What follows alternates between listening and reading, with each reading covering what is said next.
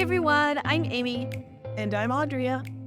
and this is the Right Crown. So grab a cup of coffee or a cup of tea or water, maybe a little something on the rocks, and let's get started. Okay, so before we start today, I need to make a little announcement. We're fostering a dog, and he's in my office right now so that he is not crying in his crate. So if every once in a while you see a dog or there's a little activity, his name is Charlie. His name is Chester. We're calling him Charlie. We're going to change his name. So he's a good boy. He's the bestest boy. So yeah, I just wanted to say that ahead of time. Okay. So, just so there's no like, oh my God, what is Amy doing? Amy's playing with the dog. Okay. Just okay. Well noted. What are we doing today, Audrea? Today we are talking about 1,000 Words by Jamie Attenberg. So that is the book for today. I like how it looks on your Kindle. That's cool. Okay. Yes, for the first time, I do not have it in actual book form. I had it on my Kindle this time because it was quicker that way. Fair. I wanted to read it. I wanted to read it now. I didn't want to wait. I couldn't go to the store. So Kindle it is. Been there.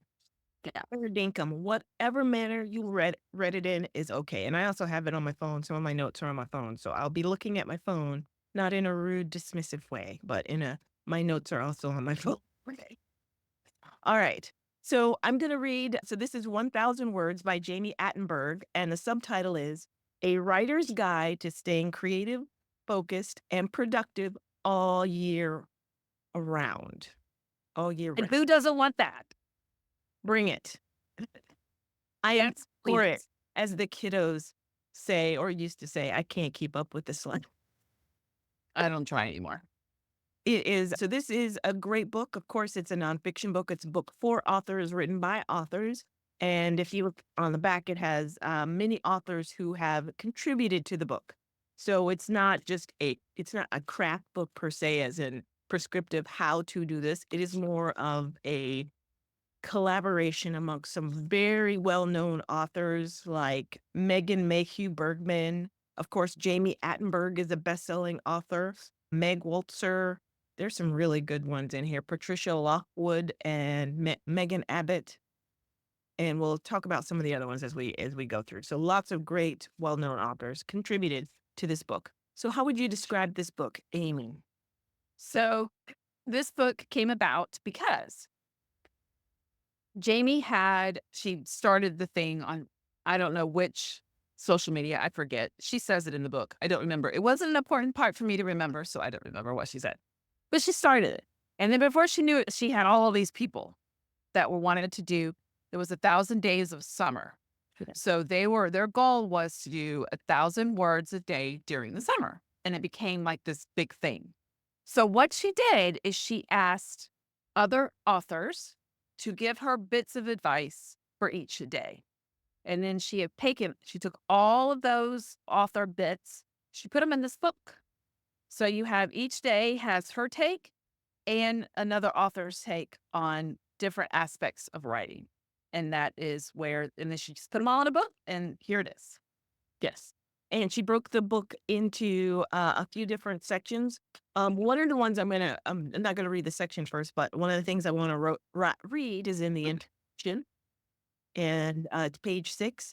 She says to her, she's answering the question. And I love it when authors do this in nonfiction books and sometimes even fiction. Why 1,000 words, though? I actually have a blog post that's like, why Elvis, though? Because I have Elvis. That's a question for me because you and I see differently on Elvis. Yes. So hers under why 1,000 words, though, one of the things she says is 1,000 words is more than just about writing to me. I see it as a good day's work, a meetable goal, a step toward finishing a project, a simple metric for creative output. And it's both a quantifiable goal and an inspirational concept. And I really appreciate that. Appreciated that. Easy for me to say. Because it's a chunk of writing. If you've done NaNoWriMo, what you have to accomplish every day of the month of November, is 1,667 words to get you to that 50,000 word end of the month goal. But here, 1,000 words it's doable. I can dictate 1,000 words. I can also type 1,000 words, but it's a nice metric to see how you're doing and to get you forward on your goal. So I highlighted that section because I was thinking when I picked it up, because you told me about this book. And when I first looked at it and I saw it was one of those books where not many authors have contributed, and some of those are very handy, but I don't read a lot of them because it's like I get it on blog posts and on other things when I go to conferences, writers say these things. So why would I pick up a book where a bunch of other authors are saying little snippets about writing 1,000 words or they're writing that day? And then I read the book and I enjoyed it. Funny. Leaving you there's like a cliffhanger. And I really enjoyed the book. I enjoyed the book so much and I found it useful that I started it on my phone and I wanted to actually use it as a reference. So I had to go buy the physical book. So thanks, Jamie. And so I bought the actual physical book so that I could highlight it and put tabs in it. And one of the reasons I really like the book is I know for you other writers out there, none of you have ever been stuck or felt like your work was just drivel and what's the point of going on? And none of you guys have ever felt that way. But I feel that way on the daily or hourly sometimes. And so reading this book, there were things in there that resonated with me so much that I knew that feeling would come back. I mean, that imposter syndrome and all these things are going to come back. And I'm going to need that little boost again. And so I would want to be able to reread those words or read other words from other authors that are published, multi-published authors making six figures. And some of them just, punching out words on the regular that helped me get through it and helped me feel like I'm not alone. I'm the only one that feels this way. And we can do this. I can do this. So that's why I went. One of the things in it's not the intro. I thought it was in the intro. Okay. I won't say. I thought it was in the intro. I'm looking at my annotations and I thought it was in the intro, but it is not. So I think I have one other thing in the introduction, and my phone doesn't have page numbers on there, but one of the things that I highlighted on the phone was showing up matters. And she said that, and I had to like go back and read that again and go back and read that again. I'm like, well, you know what? That is 3 words, but it says so much and it meant so much to me that you just show up at the page, show up in the chair, writing the book or with a notebook and a pen, writing, showing up to your art, to your writing. It does matter. It actually matters. So that was I another. am really good at showing up for other people. I'm not so great at showing up for myself. And she actually says that in chapter 1, one of the parts that I highlighted is that we don't make time for the important things. And that's your work, your writing, your art, your creative self. Whatever the intimate thing is that we call our own, we don't show up for. And we need to. We do. We need to. All you have to do is find your place at the beginning. Oh, that's a good one too. Just find your place at the beginning. So, who is this book for? I think this book is for any writer or author at any stage of your writing, whether you're 6 figures or 7 figures, or whether you're just starting out. There are going to be words of inspiration in this book. And you're going to think, I don't need words of inspiration. Oh, no, but yeah, you do. We all do. Even Jasmine Guillory, who is one of the authors on here and does. So that's who this book is for. Any writer, author at any stage, fiction or nonfiction. If you write blog posts, if you're what do they call it? Influencer, you can find something helpful, useful in this book. And if you do get the book and read it, you'll find yourself turning to it in times of need because it will happen. Okay. All right, so that's a little bit from the introduction. I'm going to say the way she breaks this book out is she breaks writing into seasons, and she talks about why she did that. And I think, and then she, at the end, she talks about all year round. So she breaks it out into the seasons. Talk about that in a second. And then all four of the seasons, she has the writing chunked into those. So did you, before I go over the seasons, was there anything else in the beginning pages you wanted to? Okay. Nope. She does say in the chapter where, chapter 2, she says, there's always a reason to not be writing, but there's also always a reason and a way to return to it eventually. Yes. And I think her concept of 1,000 words every day, just make that commitment to yourself, is a great way to get back to it. Even if you're taking a break from what you're currently writing and you just need to stay in the habit of, or get back into the habit of, Yes. 1,000 words is doable. It is for anybody. 1,000 words is doable. Even if you write poetry, 1,000 words is accessible to anyone. I mean, it might be 10 poems, but it's still Yes, doable. Yeah. that's true. If you're writing the Iliad, easy peasy. But she also does say that if you're not doing 1,000 words, you can do something smaller. But so it's accessible to anyone. So the way she breaks the seasons down, winter, she says, is an internal and developmental phase. And it's where we ask ourselves questions to develop our baseline creative self. And then spring is about prepping for our project. So that section is going to be about prepping. And then summer is when we've carved out time for our schedules. We've plotted out the future and we're ready to commit to generating new work. And before I move on to fall, as Amy mentioned, it started with a movement that's like hashtag 1,000 words of summer.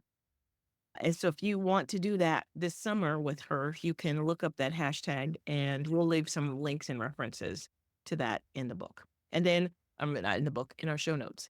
And then fall is when we acknowledge the need to give ourselves grace. So all of those are apropos, and it's just the way she broke up the book. So I will go back and let's talk about chapter 1. Amy. So I already said my things for chapter 1 and 2. Okay, which was great. I highlighted this. Well, it's 22. Well, you started talking about the seasons. I'm like, oh no, let me hurry up and get to the part where we're talking about feelings. So, do you have anything to point out in chapters 1 or 2? Great question. So the reason I did that is because when I started reading the book, I didn't understand. She started with, because I usually, tell you guys the truth, I usually skip past the introduction. When I read fiction, I skip the prologue a lot of the time. I know, it's a crime. I skip the prologue. A lot of the time I skip the prologue, but I usually go back and read the prologue. That's an argument or a canceling of me for another day. I skipped the whole seasons and things and all that and went straight to the first couple chapters. And I didn't understand why the first chapter I read was chapter 3, winter. And then I was like, why are we talking about winter? It's like mostly summer here. I don't understand, but it's good stuff. Okay. And then we got to summer. I'm like, what is happening? I don't understand. So then I had to go back and that's when I got the physical book. It's like, why? All right. So going back to, there were a couple of things that I highlighted in the first couple chapters that I do want to point out. So that first chapter, I love the headings of some of these, is called Choosing to Write, is the first chapter. And she talks about why she writes, and it's going to be different for everyone. And a couple of the headers she has is writing is free. It is. You can just write in your head. You can do pen on paper or a napkin, and the pleasures of writing and so forth. And then one of them is, what if we haven't written in a while? And that happens to some of us. I took a long break off writing in between, trying to get a promotion. College and getting a job, I had to get a paycheck before I would let myself write. But she lists some reasons why people don't write. And she says, you can reclaim your writing. How do we reclaim our connection to our work? Honey, don't worry, you got this. And it was cool, thank you. All right. Sometimes I really need to hear that again. And I said that this book was not really prescriptive, as in how to do this, but there are sections of the book that are like that. And I highlighted one section and put a tab in here that says this is prescriptive. She says you can be anywhere and write these words, as in these 1,000 words. Every day I walked the big dog and I wrote 1,000 words. I got up every morning and I did it. So it's kind of prescriptive, like this is how you fit it in. It can be fit in between what you're waiting for the pot of water to heat up for your cup of tea in the morning or so forth. So There's a book, and I'm trying to remember what it is, and as soon as you said "fit it in," I was like, "What is the" there was a book, and it's a popular book. I just can't remember what it is at the moment, where they literally wrote it on their 15-minute commute yes. on the subway, Okay. and they wrote it 15 minutes to work and 15 minutes home. That's the only time they had to write. Mhm. What book was it? Do you remember? I don't remember, but when we recall, dear watchers, we will Well, you know, comment below. Comment below what the book is. Yeah, that would be great. So no, I don't remember. Okay. So that is now we're getting up to the seasons. Chapter 2 is actually starts with the seasons, and I skipped to that. My apologies. I'll turn it over to you for your first highlight. Okay. So I highlighted a lot, apparently. Like I'm scrolling. I highlighted a lot in chapter 3. So I don't know that I'm going to point all of these things out. So one of the first things that I highlighted was to don't talk yourself out of it. Ask yourself instead, what do I want to finish? Whatever happened before this moment is irrelevant. In other words, give yourself some grace. Mhm. Okay. Yep. Doesn't matter. It's done with. You can do nothing about it. Excuse you. Sorry. We're going to move forward, right? Like what can you do at this moment? What can you do right now? What have you started that needs to be done? What maybe it's not even a book at the moment. Mhm. Maybe it's just you need to get the words out of your head. Like they're not anything yet. You just need to get the words out of your head. You need to maybe you're an outliner and you need to plot out what you're doing. Like, what is it that you need to get out? And maybe it's not even a book at the moment. Maybe you can't get the book out because there's so much stuff going on in your brain. I know for me, if I don't write down all that stuff, it stays there.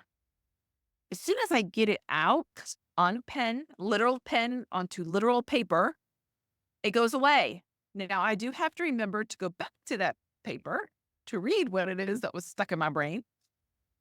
But once it's out, then I'm able to start thinking about other things. I'm not if I try to write without getting that stuff out of my brain, Mhm. I'll be in the middle of a scene just going to town and I'll stop for a second to think about where I want to go next. And oh look, this thought has nothing to do with what I'm writing. Creeps in and says, I mean, walk with there. I had a little opening here. Let me bombard you with all the things that you should have gotten out of your head before you tried to start writing. So I like that she says that. What do I need? What do I want to finish? Because sometimes it's not about the current book. It could be anything. Wow. What page was that one on? Well, on my Kindle, it was on page 32. Okay. Now, what page it is in a real book, I'm not sure. I'm just gonna write that down and go back for that one. Yeah. Because I like looking at it that way. I like the style she wrote this book in because it's well, she and the other authors, there's a different the style changes every time the author changes, obviously, which is fun. But she writes in this way that is kind of sometimes it's the kick in the pants you need to read. And sometimes it's the hug and the warm, cozy, it's okay grace that you need. But one of the ones that I highlighted was, what are you waiting for? And I said that this is the book, this part of the book was in your face and mildly confrontational. What are you waiting for? And she says, you are not alone in your battle with mediocrity, perfectionism, fear, time constraints, etc. Whole list of things. And that's in part of that choosing to write. And one of the other things she says is, I'm not, all caps, not raising my voice at you, but I am being direct. And I was like, okay. And she says, you are not making time for these important things. Your art, your work, why is that? And so that was also part of that choosing to write section that reminded me of what you just highlighted there. Go on. One of the things she talks about is taking yourself seriously and to have the same respect for yourself in your writing as you have for other people. Yeah, I like that. Yes. I'm really good at being there for other people and keeping my appointments with other people. And I need to be more like the appointment I set for myself to write. I need to see that as an actual appointment Mhm. instead of, well, I can do that later. Yeah. I need to be better at taking my appointments with myself as seriously as I take my appointments with you. I'm not late for our appointments. I'm there on time, no matter how long it takes. We've talked today, like half the day. Today we just been together and I blocked out the time to spend with you. I need to block out the time to spend with myself and to take it as seriously as if I didn't show up for you, how would that make you feel? Great. So, yeah. Let's see if there's anything else. Is there anything else in chapter whatever? What are we on? Chapter 2? Is there anything else you want to point out? Chapter 2 or winter. I thought we were in winter. Yes, we are in, which is, yes, chapter 3. Chapter 3. So, okay. Yes, there are the 4 truths, which I reread many times. I read them and then I said, "Oh, that is true. That's so true." And then I went back and I read them and I highlighted them. And then when I got the physical book, I had to highlight them in the physical book. And so the 4 truths are: we can't finish what we don't start. I know, that's crazy. It's like crazy. The only way to the end is through, which I was like, "Oh my gosh, you are so right." I did not, I mean, it's like the silliest thing, but it's like, yeah, my mind just went, "Oh my god, you're right." And then it's important to celebrate our accomplishments, which is very true, and someone recently told me that I need to journal my wins, all of them, and to record proof, not just of life, but of you are making progress. And we must forgive ourselves for that which we have simply not done yet. And it's like, I think that's where I pulled the heart. I was just crying. Eh, So you're gonna, when you get this book, people, go get the book, 1,000 Words by Jamie Attenberg. And I don't know who needs to hear this right now, but if you're a writer, you probably need to hear or read this. And you're gonna go to Winter and the 4 Truths and just highlight that part. Okay. I highlighted just the 4 truths, but I didn't highlight all the truths. So on my annotations, it says 4 truths. And I'm like, I'll go back and look at them later. Something else she said in that chapter is that not all advice is good advice. And I don't know if she said it or if this is from the author, because my annotations don't tell me who wrote what. Okay. So if someone else wrote this, kudos. I don't know who it was. Okay. So not all advice is good advice. Most importantly, not all advice is good advice for you. For you, yes. Good advice, it could be good advice for me. It could be bad advice for Audrea. It could be bad advice for both of us, but good advice for my husband. Like, just because it's advice doesn't mean you have to take it. True that. Okay. Let's see. Other things. One of the authors in Winter that she's quoting from is Roxane Gay. And she talks about not making your writing small. She says, I am also a big believer in not diminishing our writing. So many writers will talk about their writing in the most dismissive ways. They'll say, I wrote a thing, or some other self-deprecating thing about their writing. Oh yeah, it's just in this little publication, or it's in this college magazine. It's just a little thing that I put. She says, don't do that. Today you're writing 1,000 words, and you will write many more words after that. Those words will matter. They may not change the world, but they will change you. That's some good stuff. But something about that is when our kids, not neither, just for clarification, neither one of us have kids. Like out fur. No, we've got fur babies. I have nieces and nephews, but yeah, no kids. Good for you if you do. That's just not the path that either one of us went down. But when our kids accomplish something great, Oh, yes. or our spouses, say our spouse was to be published in a publication, wouldn't we shout it from the rooftops? We would. Wouldn't we tell everybody about it and how excited we were and how proud we are of them? Why don't we do that for ourselves? Exactly. Why don't we do that for ourselves? I mean, seriously, like think about it. When was the last time you, dear listener, dear watcher, dear Audrea, did something fabulous and you told the world about how fabulous this thing was that you did? I'm not talking about gloating in the way that you are, I just want everybody to know what I did. I'm not talking about that. I'm talking about you did something of an accomplishment. When was the last time you told everybody? When was the last time? Usually do that. It's been years. No, Yeah. no, we didn't stop doing that. The last time I told somebody something fabulous that happened to me, I never told anybody I got my broker's license. Really? It's huge. I had to try like 3 times. Like, oh my God, I cried in my car when I opened, they give you the printout that says pass or fail, right? Yeah. And I got to my car and I opened it and I was like, oh my God, like I literally cried in my car. I told no one. Wow. Told no one. My husband knew and my actual broker knew, right? But I told no one. The last time I told anybody anything like that was when I went and did my voice over my samples to go on my website. I told everybody about that because that was to me so cool that I had done this thing. Yeah. But that was the last time. And before that, I couldn't tell you. I couldn't tell you because we've been told not to brag. That's how that's how kids are raised. Don't brag. Especially women. Yes. And we need to start bragging on ourselves. We sure do. I agree. That was a soapbox. I didn't know I was going to go on.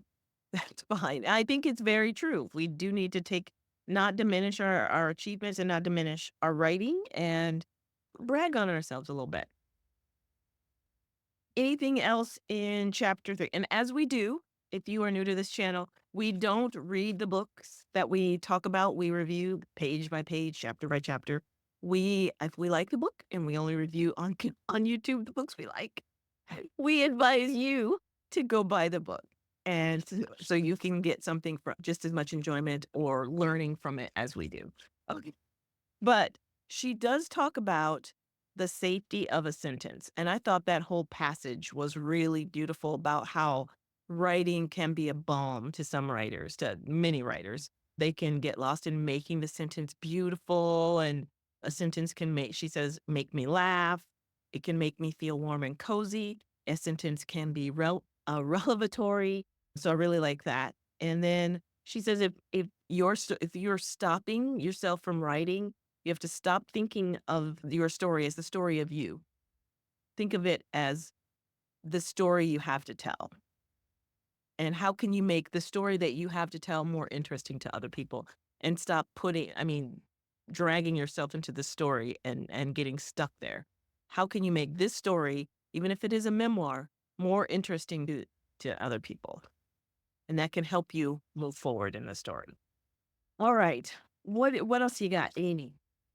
I like that she or whoever, they start out by basically saying, pick a spot that you like that's going to be comfortable. Have all your stuff there so you don't have to like go and find stuff, and then before you know it, it's been half an hour. You no longer have the time to write. Here's what will happen to me. Okay, this is what happened to me. I will get to the spot. Oh, I need this. Oh, I need that. Oh, I need this. And by the time I sit down, I'm like, oh, I've only got 35 minutes left. I don't have time to write what I wanted to write. I'll go do it another time. Yes. Right? Right? I'm the only one. Okay, cool. So that that's my thing. So now, literally, I am sitting at my writing desk. I have 3 desks in my office. Wow. Yes, I have 3 desks in my office, and I raised my desk purposefully so that I could have all of my writing things at my writing desk. So I'm not going through and trying to find stuff. So all of my things are here at my writing desk. Then I have my planning and reading and creative type desk over there. Behind me is my art station. So that now we're not going to talk about how I haven't done anything in that art station yet. We're not going to talk about that. We're just going to talk about, I got all my art stuff back there. You can see that's all my art stuff. Okay. I have my art stuff. But this way, when I come in to write, I'm not searching the house or under all of my things for like, okay, this is my pen pouch. This is just an example. This is my pen pouch. Wait, point of order. That is one of your many pen pouches. Yes, but this is my pen pouch for the cozy that I'm working on. Mhm. And all of my note cards and all of my colored things that everyone's assigned to, they're all in this pen pouch. And when I leave the house, all I have to do, yes, I still do pen and paper, grab the notebook, Nice. which, by the way, because this is me, coordinates with the pen pouch. That's awesome. I know I'm a That's dork. awesome. I'm a dork. I know it. I attach it to the notebook. Now, all of my things for that book that I'm working on are together so that I don't waste time, because that was what I used to do. Oh, well, this is what I need. Oh, this is what I need. Oh my gosh, where did I put this? This way I can come in, I sit down and I write. Yeah.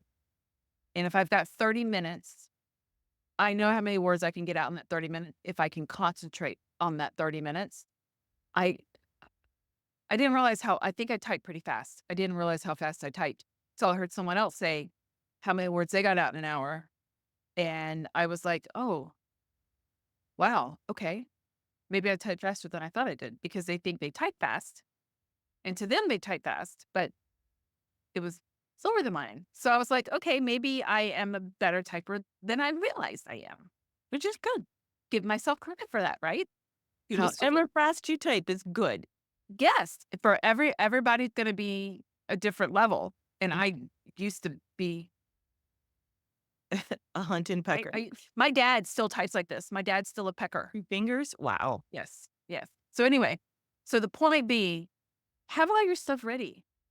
Put it in the same, even if, say your space to write is your dining room table, Mhm. and your family actually, kudos to you, sits together for meals or a meal every day, right? So even though your writing space is your dining room table, you can't leave all your stuff there. That's fine. Have a bag everything goes in. Have a box everything goes in. So when you go to write, you pull out your box, open your box, you have all your stuff. You're done writing, you've got to get dinner ready or whatever, kids' homework, put everything back in the box, put the box away, your box goes in a certain spot. Keep it organized and it'll be easier for you to get your writing done. Yep. I do. Like, I have bags too. I have many. I'm not throwing. Oh, yes. Do we want to talk about bags, Audrea? No, we don't. I feel confronted. No, we do not want to talk about bags. Okay. But I might have a bag for writing, and I might have a bag for tarot, and I might have a bag for, and I switch them up so that I can easily pick up my bag with my note cards and my Post-its if I'm doing editing and my notebook in it, and then do that in the car or, okay. So speaking of Sorry. disoriented, we're going to go back to 1,000 Words by Jamie Attenberg. I said, talk to you. You can do the rest of the video. That way we won't get any more tangents. One of the things she talks about in here is picking a date. She also talks about getting up an hour early. So in that chapter about winter, she's giving you, like Amy said, maybe have a bag with your stuff in it, ways to containerize your writing or make your writing more accessible or make it so that in the moments of time you have, whether it's 15 minutes on a train or right after dinner or putting the kids to bed, that you are ready. And she says, write to the future, write to those deadlines. There's something about breaking the project into parts. And this is about picking a date or picking a schedule. And I love when she talks about making a schedule for your writing. She says, your schedule gives your process a spine. I love that, that quote. And I highlighted that. Yeah, that's a good one. And also in winter, she's talking about knowing your skill. And one of the guest writers was Carmen Maria Machado. Apologies if I don't get that correct or pronunciation right. She says, sometimes I find it useful to force myself to sit down and work. The old butt in chair method that people love to talk about on panels and during Q&As. Like, haven't we all heard that? One of the prescriptive things is how to write when you have a full-time job. And don't think I didn't reread that section a few times because I have that full-time job. And it's also, to me, it's helpful to know that other people are doing that. Like there are other people with full-time jobs that only can write during their breaks and lunchtime or only can write when they put the kids to bed or after, in my case, I put my husband to bed. Or I hear him snoring on the couch. And then I pull out my notebook, and that's one of the bags I take down. Quietly. I pull out my he doesn't wake up. Look, the TV is still blaring and he's asleep. I pull out my notebook or my laptop and I start writing. All right. So yes, very good stuff. Some of the other authors in that section are Amanda Mull, who talks about being a procrastinator, and J. Courtney Sullivan, who has been published quite a few times, and she talks about writing with her kids and during COVID. And I highlighted a lot in how to keep your fingers in it. So in the, and I also put a tab in here that just, I wrote busy on it. When you are busy, there's a lot of confrontational stuff. And sometimes I just need a hug and to be told, okay, you're doing your best. And that's what's important, Audrea. And sometimes I need someone to get in my face and go, okay, listen, Missy, you get off here, stop watching YouTube videos of millennials versus Gen X dancers. Get to your book. So she writes, I also make sure to read. And she says, if I don't have time to write, I sure don't have time to read, as you say to me. I'm too busy. And she says, you're not too busy to read a poem. I'm like, well, okay, all right. I guess I could read a poem. But what's funny about that for me is that I have often, when I get stuck writing or if I read poems, because they're so, the use of language and the conciseness on the page will sometimes trigger my brain and it'll just be such like a spark of joy. And I can go back to the page and write whatever long paragraph or scene where somebody gets stabbed after I've read a beautiful poem about summertime. We kill people when we write, just so you know. Yes. One of the things I do want to point out, it's on page 91 in my Kindle. I don't know what page it is in real life, Okay. but it says, when you do sit down to write, slow down, hide your phone, take 3 long, deep breaths. Oh, yeah, that's nice. I like that. Like, prepare yourself mentally. Like, this is what we're doing now. And it might take it might take you more than 3. Take as many as you need. Maybe you take 3 long breaths and you sit back and you sip your tea or your cognac or whatever it is that you have with you while you're writing. And you just take a minute to get yourself into your writer hat and get your writing done. But I like that. Slow down, hide your phone.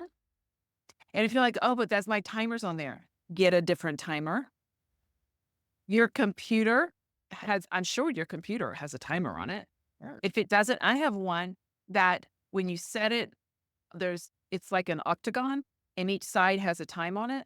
And when you set it on the side with the time up, the timer automatically starts for that amount of time. I love 5 that. minutes, 15 minutes, 35 minutes, whatever it is, you can set your own time. Set your timer. Put your phone in another room if you have to. Or you That's what happens is yeah. we pick up our phones to research something, and an hour later, Yeah. we're doom scrolling. Yes. And we're like, wait a minute, I was supposed to be writing. So, And actually that is on page 91 in the physical book too. So oh, so we're insane. Okay, I like it. and that's J. Courtney Sullivan. And one of the other things that J. Courtney Sullivan says in that same on that same page is a writer's time is precious. So no matter how much of it you have, a writer's time is precious. And you know what none of us has time for right now? Self-doubt. Snaps. All right. All right. So also in that section is how to gently restart. So again, that part is prescriptive. And that's on page 96. And one of those, to Amy's point, is ban yourself from the internet for the first few days. You can take the day off from knowing things. And we've said this, I think, or you've heard it in other conferences. If you don't know something, don't stop to look it up. Put it in brackets and say research how to poison someone with a banana. Put it in brackets. And then that when you have time blocked out for research, you can figure that out. Another thing that you can do on your phone, which was reminded of when you said my timer's on my phone. You can put your phone in airplane mode or use one of those timers or like Freedom Timer that will turn off all of your internet, so you can't actually do anything else. So we are in spring right now. Anything else that you highlighted? There is something I highlighted on page 122. And the part that I highlighted says, have you ever heard a sculptor degrade the material she's chiseling a statue from? Oh, yeah, that was a good one. I highlighted that too. And I used to throw clay, and I never thought about how bad the clay was. You just added more water. You made it moldable to what you wanted it to do. It's the clay is the clay. So I thought that was very like, there's nothing you can do to it. You just add the things that it needs, have the tools to make it what you want to make it. And it's the same Okay, thing with writing. I agree. I'm gonna That's go all I back. had to say. I'm gonna go backwards to Okay. page 114 because I highlighted a lot there and I tabbed it as well. She has a page that's called, it looks like a piece of paper torn out of a notebook and slapped on the page, and she wrote strength training. You will write these 1,000 words because it can help you build strength artistically, intellectually, professionally, and emotionally. You're doing real labor here, creating a space for yourself out of thin air, each word on top of another. And it goes on a little bit, but I love the way she puts that it's strength training because I used to when we were with the swap or with other groups and we were doing prompt parties and there's a prompt and then everybody writes a story to those prompts. I used to not like to do the prompt parties. I did the prompt parties to hang out with Nicole and the gang, but I always wanted to take the prompt and put it into the world of my story or my series. So whatever the prompt was. Like, there are magicians and elves. Okay, Maxa is reading a book about magicians and elves. Or, Maxa meets someone who thinks he's a magician. And so that I would turn it into something that would work in my story. But after I read that, I thought, you know what? If I were just doing consistently 1,000 words and doing prompts, I would be building a muscle that I could use later in other writing, etc., especially when I've come out of my comfort zone, which now is the story or series that I'm writing, and write something completely different. It's refreshing and it perks up your brain to go back into the story. And she mentions that, I don't remember what season or what writer it is that mentions that sometimes you need to step away from your whip, your work in progress, to write something else to refresh your brain. And it actually helps when you go back to your work in progress, your whip. And then one other thing I highlighted there was from Maggie Shipstead.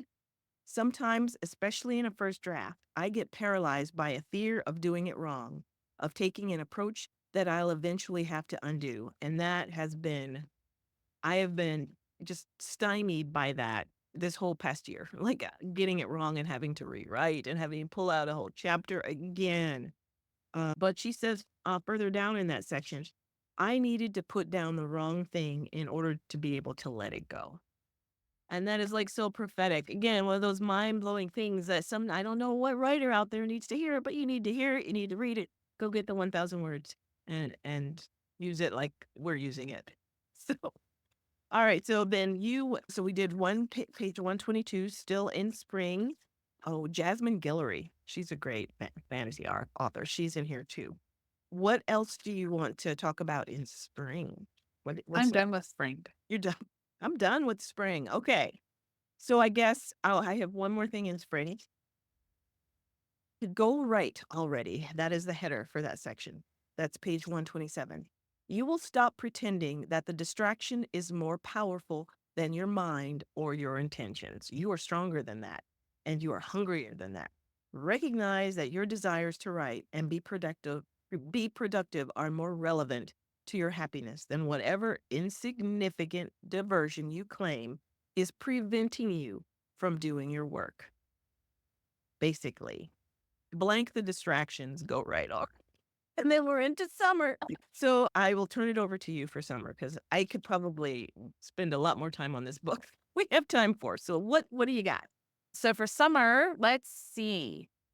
Well, the first thing I highlighted was on page 135.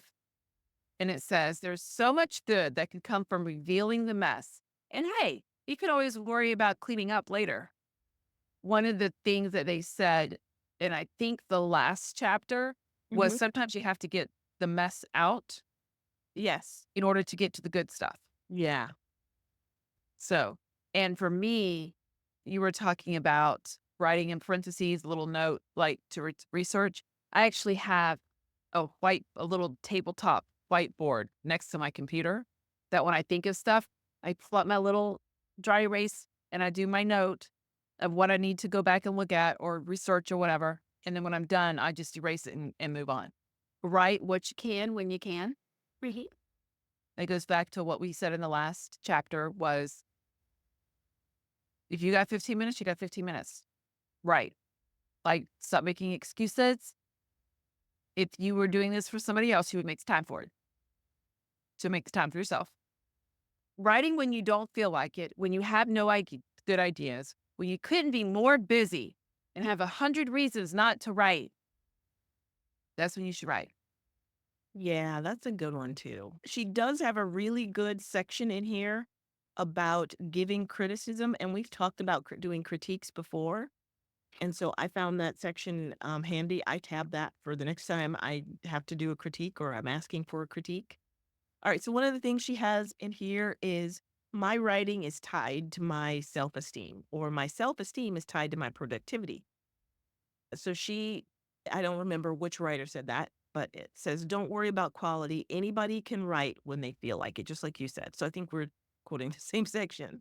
Anybody can write when they have a good idea. The worst feeling is not writing at all. And for me, that is sometimes the worst feeling. If I have a day that I made time for everything else. I made time to work overtime. I made time to do to find an air conditioner for my mother in Arizona. I made time to look up flight schedules for other people, and I made time for all that. And then I get to the end of the day and my brain cannot do anything else. And so I don't have time. I didn't make time for my writing. And that just, that's a big Yeah. outro to the heart. And so make time for it.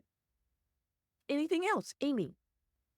So for me, I always feel so good after I've written, even if it's 100 words. Mm, yeah. Like I'm like, I got something on the page today. And I always feel so crappy the next day when I don't get any words on. And I feel like I need to remind myself of how good it feels to get words on the page. Yeah. I think that would help me get words on the page. But I'm like, yeah, but if you just write something, think how good you'll feel that you did this today. Exactly so. Exactly so. And one of the sections in here is write for those who cannot. So write the book you wanted to see in the world, write the book for people who you don't see on the page. So write for people who cannot write. And sorry. All right. So anything else about 1,000 words? No, but I will say that the last thing I highlighted, Yes. which we have already talked about, which I think should be brought up again. Mhm. Very last thing I highlighted, extend yourself grace. Yeah, that's good. Yeah, please do extend yourself grace. Also subscribe to this channel. Also subscribe to do both of those things. Okay. So the last thing I highlighted or tabbed in the book is you can do it. So it's like a chant and it's like anybody can do it. You can do it. When you feel like you can't do it or don't want to do it, 1,000 words all year round, you can do it.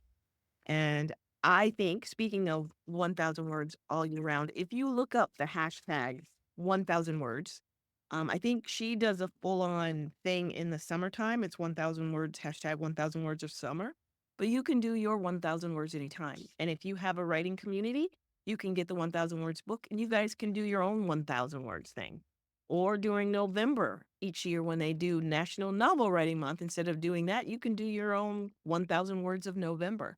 So think about that. And I I think the book is great and I recommend it for anyone who is either I a agree. writer or aspiring. We'll put some more things in the show notes, but other than that, that's all we've got about 1,000 words. Other than go get it. You'll love it. Okay. So Thank you. bye Bye. bye.